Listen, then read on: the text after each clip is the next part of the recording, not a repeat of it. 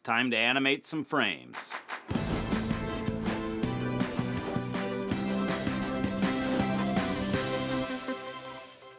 Welcome back to Elliot Educates, the series where I teach you everything I know about a specific skill. Shouldn't take long. Today we're going to be going over stop motion animation, more specifically tabletop animation. So I've got my Canon 7D with a 50mm macro lens pointed down at this tiny folding table, and I've printed out a backdrop on a regular piece of 8.5 by 11 paper, and that'll be my stage for today.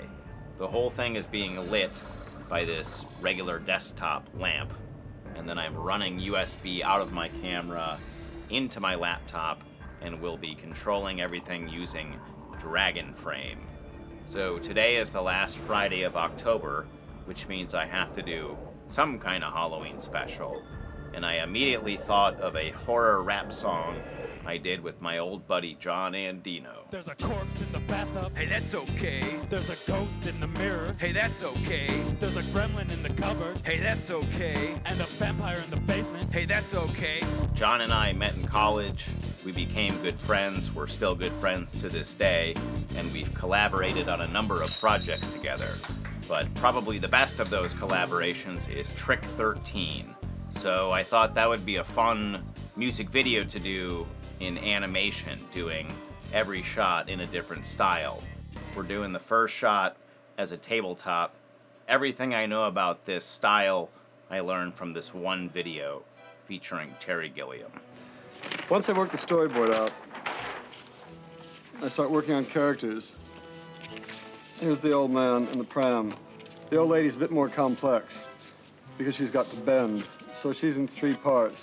They can all be moved separately, and you can achieve a considerable amount of movement there. Lift this up, template comes in, we move it forward a bit, shoot it, click, click, done again. So I took the track into Adobe Premiere and created a storyboard edit. So today we're going to be starting with a shot near the intro in which the lyrics are Frankenstein and Dracula are playing cards. Take a listen. There's a black cat on the rooftop, But that's all right. and a dead girl in my TV. But that's all right. Frankenstein and Dracula are playing cards, and Cujo just descended out of our backyard. So we are dealing with a 16 by 9 frame. The foreground is going to be a table. And then we want Frankenstein on the left. Dracula is on the right. And then on the table we'll need some cards and some chips. If we break the song down by beats, Frankenstein and Dracula are playing cards. There's 4 beats in there. Beat 1, Frankenstein is going to lay down his poker hand. 2, Dracula will follow suit, no pun intended. Frankenstein is going to raise his fist, prepared to smash the table, and then in the 4th beat, we'll bring that fist down to smash the table. All the chips and cards will fly into the air, and Dracula will roll backwards, transform, and turn into a bat.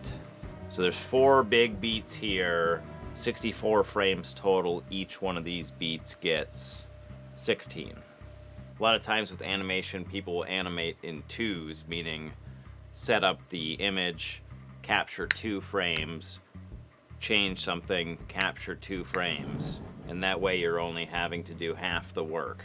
But I'm going to animate every frame, so I'm going to animate by 1s. I want to have a lightning flash occur near the end of the animation as the Dracula character is transforming into a bat. So I want to create a secondary backdrop where there's a flash happening at the windows, and then additional frames for most of these things where they're sort of silhouetted against the bright backdrop, and they'll have kind of a rim light around them.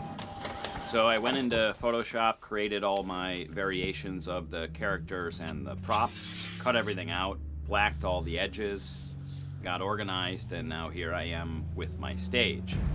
The first trick is figuring out which things you can tape down and which things you can't. So the challenge here is going to be manipulating individual things on the table like chips or cards without bumping anything. The first rule is to get a very sturdy table, because any little shifting is going to alter things and make your animation look choppy. I'm going to be using Dragon Frame. It comes with this cool keypad.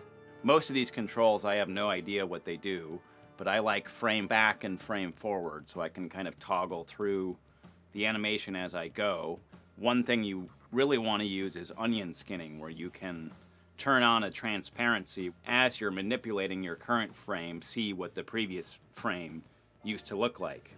There are a few basic animation principles we want to keep in mind while we're doing this. The first is ease in, ease out. So any motion that happens naturally will start with very small increments in motion and get bigger and bigger as they go. And then as the object reaches its finishing point, it will again slow down. The other big thing about animation is that movement happens in arcs, in circles.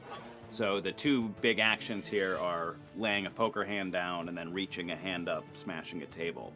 All of those things will follow a circular arc. A lot of times with animation, people will replace the whole face, like if you're doing something like Paranorman or Coraline. Sometimes it's just the mouth that's replaced, like Robot Chicken. But because our scale is so small, I'm going to be replacing the whole head. So in Photoshop, I created variations of the heads for each character. I'll be replacing the entire head whenever something needs to change. Because this is for educational purposes, I want to accentuate the style and let people know visually that this is done with paper. A lot of animation nowadays is done in computers, where you just figure out the keyframes and then the computer will automate everything in between. It looks very clean and very much like it was done in a computer.